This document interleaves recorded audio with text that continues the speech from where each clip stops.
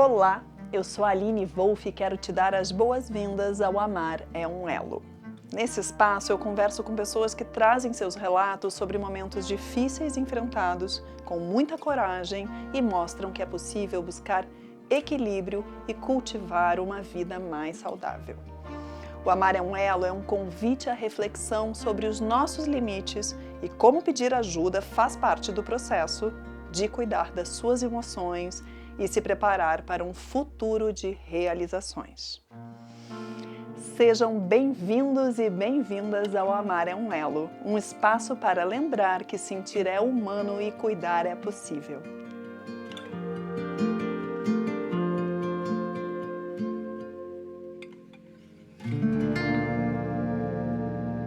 Eu estou tendo a alegria de receber nesse projeto uma convidada que todo o Brasil conhece. Ela veio generosamente para compartilhar conosco reflexões sobre como a saúde mental influenciou os resultados que ela tem na sua carreira como atleta e trouxeram tanta alegria e orgulho para o Brasil.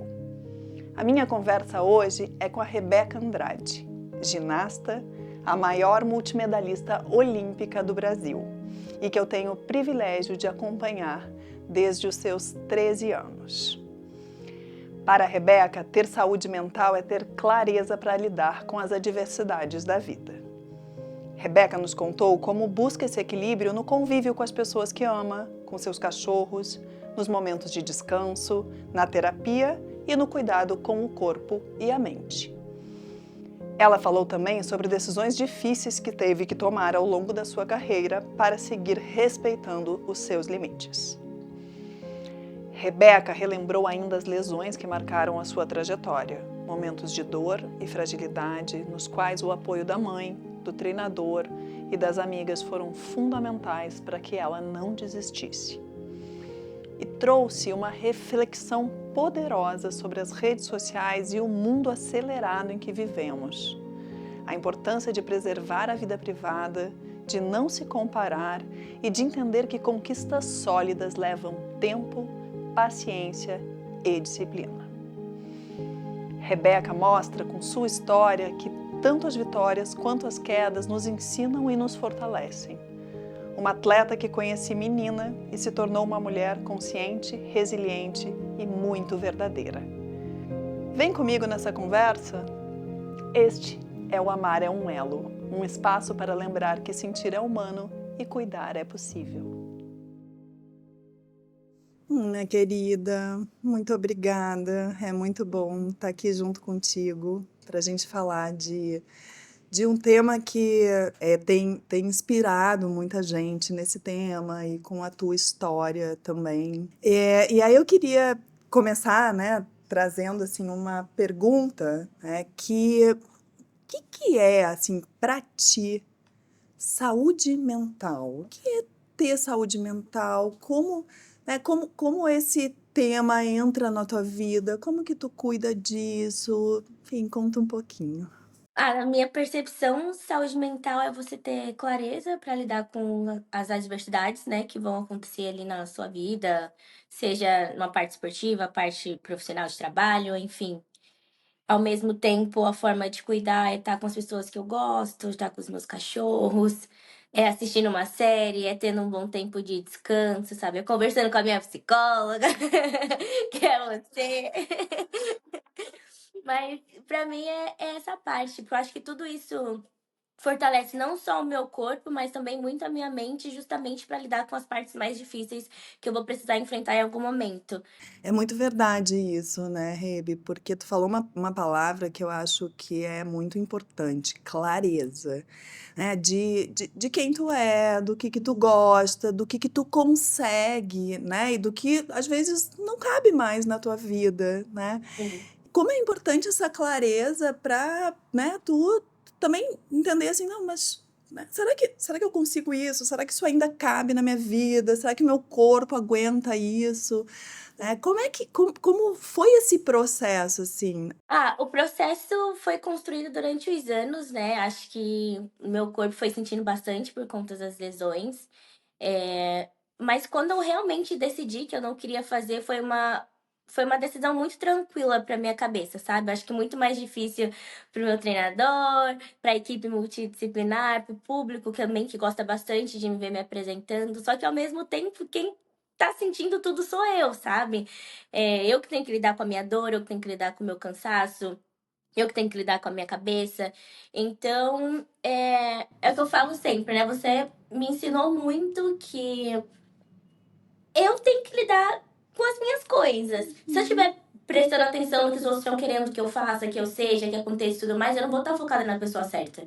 Então, quando eu decidi sentar com o Chico e conversar e falar, Chico, não vai dar mais, meu corpo não tá aguentando. Ou pode ser que ele até aguente, mas, tipo, eu não tô suportando mais passar por mais um processo, sabe? São mais 4 anos até uma próxima Olimpíada. Será que eu aguentaria mesmo? Será que é só uma vaidade minha por querer fazer mais uma vez um aparelho que eu sei que não tem necessidade, pelo menos nesse momento, de eu fazer? Esse ano eu posso tirar um tempo pra mim? Será que a gente pode focar em outras áreas, em outros lugares? Então, quando a gente coloca tudo isso na ponta do lápis, ali no nosso caderninho, a gente entende que não precisa, sabe? Só que eu só consegui ter isso com a clareza da minha mente, porque se eu tivesse pedido isso há 4 anos atrás, a minha idade não teria vindo hoje. E há 4 anos atrás eu sabia que eu ainda tinha uma possibilidade, que o meu corpo aguentaria um pouco mais, por mais que fosse difícil, por mais que de certa forma fosse sofrido, sabe? E a gente precisa estar sempre muito confortável e ser muito transparente e verdadeiro com as pessoas com as quais a gente está trabalhando, né? Então, se um dia eu estiver cansada e falar pro Chico que eu tô com dor, quem vai estar perdendo sou eu, sabe? Não vai ser ele. Sim. Então, eu preciso ser muito sincera nas coisas que eu tô dizendo, que meu corpo tá sentindo. E, consequentemente, para a geração que tá vindo, isso também é muito bom. Ter treinadores que te escutem, que te respeitam e que queiram te fazer crescer da maneira correta, sabe? Não a todo custo, sabe? Mas respeitando os seus limites, forçando quando precisa forçar, porque esse é o papel do treinador também, exigir sempre o melhor de você e querer o melhor para você. Mas acho que o respeito dos dois lados. Eu tenho muita sorte de estar com o Chico há todos esses anos. Ele me conhece 100% e me respeita bastante. Então, poder ter essa troca com ele em todos os meus momentos, em todas as minhas fases, lógico que hoje, como uma mulher adulta, a gente consegue ter uma conversa muito mais franca, né, um com o outro, mas desde a minha parte da infância, adolescência e tudo mais, ele sempre tentou muito entender o processo, pelo menos o meu processo, assim, sabe? E isso pra mim foi bem importante. Então, hoje, poder passar isso para essas meninas mais novas e ele como treinador passar para os treinadores também para pegar um pouco mais de experiência e respeitar as suas atletas e as atletas respeitarem os seus treinadores, eu acho que é o que vai trazer cada vez mais resultado pra gente, então é muito bom. Com certeza, com certeza. E essa, né, como a liderança é importante nisso, né, e essa parceria, né, no fim é uma parceria, todo mundo quer a mesma coisa, né, então acho que né, é uma mudança que, enfim, eu, né, também me orgulho muito de todo mundo que teve que crescer nesse processo. E assim, eu sei que tu fala nas tuas relações e dentro do ambiente do esporte sobre o que tu sente, sobre o que tu precisa, né? Mas sempre foi fácil falar sobre o que tu sente, Rebe? Não, no início era bem mais difícil, eu conversava mais mesmo com a minha mãe e com a minha irmã, principalmente quando eu saí de casa, porque eu saí muito cedo, então eram as pessoas que eu confiava, assim.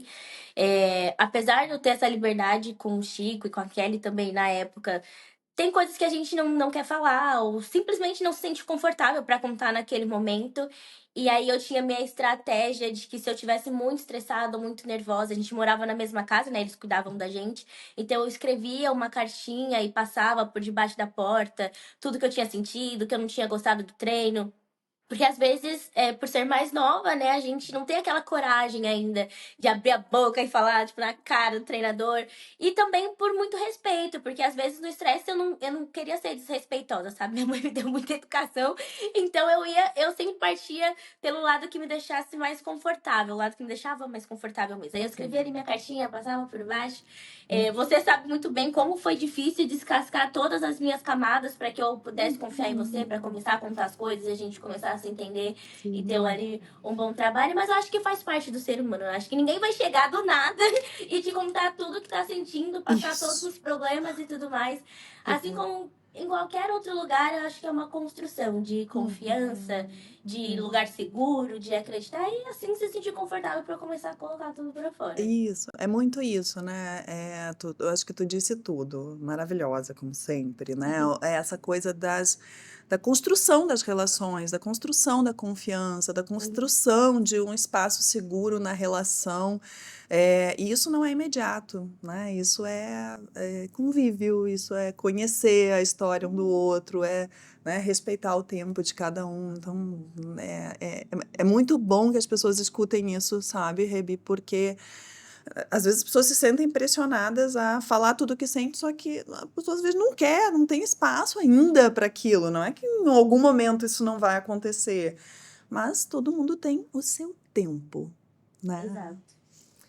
Agora me conta, assim, a gente vive num mundo que é veloz e que, enfim, né, tem muita informação o tempo todo e rede social ali o tempo todo, e imagino que para ti, que é uma pessoa muito, muito, muito, muito pública, né, tem um acesso das pessoas à tua vida, né, a tua intimidade, isso é natural, porque tu é uma pessoa que as pessoas idolatram também. Essa coisa da tecnologia, da velocidade do mundo, essas pressões da vida, assim, do que esperam de ti, isso é algo que afeta a tua saúde mental ou não? Ou tu já aprendeu a lidar com isso? Eu acho que eu aprendi a lidar, mas muito pela equipe e pela minha família, assim, acho que se eu tivesse que lidar com tudo sozinha, eu teria sido levada junto com a maré, assim, sabe? E talvez eu não tivesse alcançado esses lugares que hoje eu consegui alcançar. Uhum. Mas na minha fase de adolescência, assim, e tudo mais, eu tinha as minhas redes sociais, mas eu ainda não era tão ativa. Eu acredito que hoje eu sou muito mais ativa de quando eu era mais nova, e acho que pra minha cabeça isso foi muito bom. Eu acho que as crianças de hoje em dia têm muito acesso e são muito novas, então é muita informação, é muita coisa o tempo todo, e elas acham que tem que ganhar o mundo, sei lá, aos 16 anos, e tipo, não é assim, sabe? Você tá se construindo ainda, você nem sabe direito quem você é, sabe? Então, eu acho que ao mesmo tempo que a internet é muito boa, ela também pode ser muito complicada. Hoje, eu tento sempre privar muito essa parte da minha vida privada. Eu não posto muito a minha família, eu não posto muito os meus cachorros, eu não coloco muito essa parte dos meus amigos, sabe? Tudo mais. Eu compartilho algumas coisas, claro, uma foto na praia, um vídeo, sei lá, uma imagem do cinema, fui fazer uma trilha e tudo mais. Mas nada com exagero, sabe? Porque é a única parte que eu ainda posso cuidar. Então, pra mim é muito importante. E postar minha parte profissional, eu adoro colocar todos os meus projetos, os meus trabalhos, as minhas viagens, tudo que tá acontecendo, todas essas mudanças, né, que estão tendo, assim, na minha vida, ginástica e tudo mais. Essa parte me orgulha bastante e é o que eu quero que o público veja. Eu não quero ficar conhecida por uma viagem que eu fiz de férias com a minha família. Eu quero ficar conhecida pelo meu esporte, pelo meu trabalho, pelas minhas falas, pela mudança que eu tento fazer, sabe, usando a minha voz. Não é sobre vilanizar as redes sociais, a tecnologia, a informação, não, não, assim, isso está no mundo, a gente só tem que saber usar. Mas tu disse uma coisa muito importante, né, que é sobre quem tem maturidade para usar, né? E aí esse cuidado também com os muito jovens que ainda estão se formando, que é todo mundo muito incrivelmente bem sucedido na rede social e todo mundo, né, corre às 4 da manhã, pedala e você, oh meu Deus, 4 da manhã eu tô cansada, né? Enquanto eu tô dormindo. Por favor, continuem dormindo às 4 da manhã, tá tudo bem. Mas essa coisa de equilibrar e entender assim, cara, aquilo ali é um recorte da vida, não confundir, porque eu acho que às vezes, quando a pessoa não tem maturidade, é fácil confundir. Né? E acaba sendo arriscado por isso, né? Porque as pessoas se confundem, acabam usando uma régua para se medir o seu valor que nem é a sua, né? É outra régua. Eu, apesar de mostrar muitas coisas, acredito que eu não mostro nem 20% do que é a minha vida mesmo, sabe? Então, ai, gente, é porque é isso, é muita facilidade.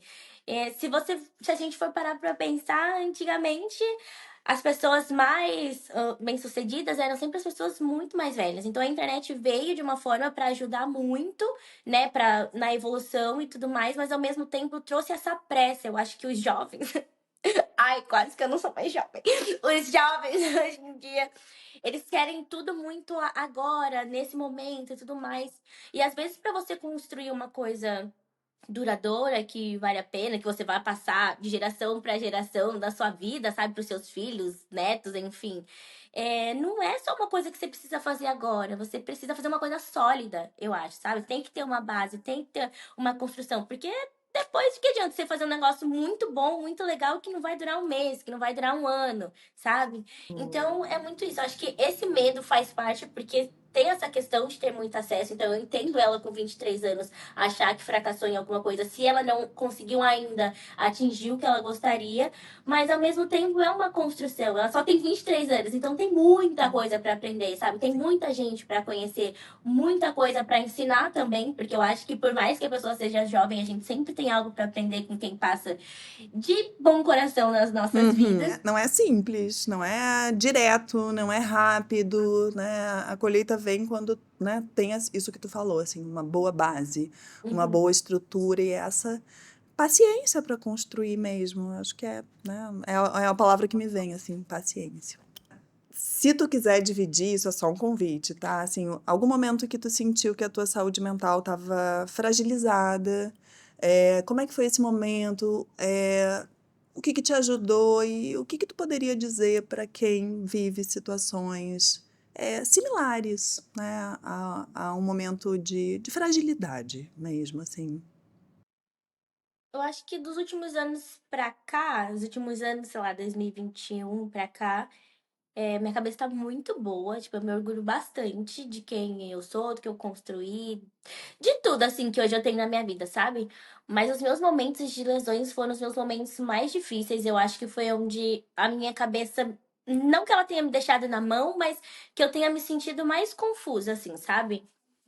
2015, porque eu era muito nova ainda, foi a minha primeira lesão e eu lembro que juntou porque a gente tinha o Pan-Americano e depois viria logo o Mundial e era uma competição que eu queria muito ir, ia ser o meu primeiro Mundial. Era bem especial pra mim, mas eu ainda era muito nova. Eu falei assim: não, tá, tudo bem, vamos passar por isso. Nananã. Aí eu lembro que quando eu cheguei no apartamento, antes do primeiro dia, depois de já ter feito a cirurgia e tudo mais, eu virei pra minha mãe e falei que eu não queria mais, que eu queria voltar pra casa. E aí ela estava na sala com as meninas, conversando, que eu morava junto com as meninas na época. E aí ela falou: mas por que você tá falando isso? Eu falei: porque eu não quero mais, eu vou arrumar minhas coisas e vou embora. Aí ela foi, saiu lá da sala, me chamou pra conversar no quarto. E ela perguntou de novo por que eu tava falando daquilo. Porque quando eu tava em casa, fazendo toda a recuperação, eu chorava porque eu queria voltar. Eu chorava assistindo as meninas competindo, claro, com muito orgulho, mas ao mesmo tempo tristeza por eu não estar ali, né, de dor e tudo mais. E aí ela ficou incrédula naquilo que eu tava falando. E ela virou assim, ao invés dela, tipo, só passar a mão na minha cabeça e falar: não, a mãe tá aqui e tal, vamos arrumar suas coisas, a gente vai embora. Ela falou: não, eu não vou deixar você desistir porque você tá com medo de tentar. Eu não acho, eu não acho que tenha sido ruim, mas ao mesmo tempo eu não sei se foi tão bom, sabe, escutar aquilo. Mas ter uma base familiar muito boa, ter tido acompanhamento também psicológico desde muito cedo, porque isso aconteceu 2 anos depois que a gente já tinha começado nosso tratamento. É, então eu tentava tirar aquele peso que as pessoas falavam de que eu era muito talentosa, que eu tinha muito potencial, e me colocava ali como qualquer outro atleta normal que estava num processo para alcançar os seus objetivos, sabe? Mas eu tive esse pensamento, eu não acho que todos os atletas conseguem fazer isso, sabe? Depende muito de como é a sua vida, se você tem uma estrutura boa, também de onde você vem.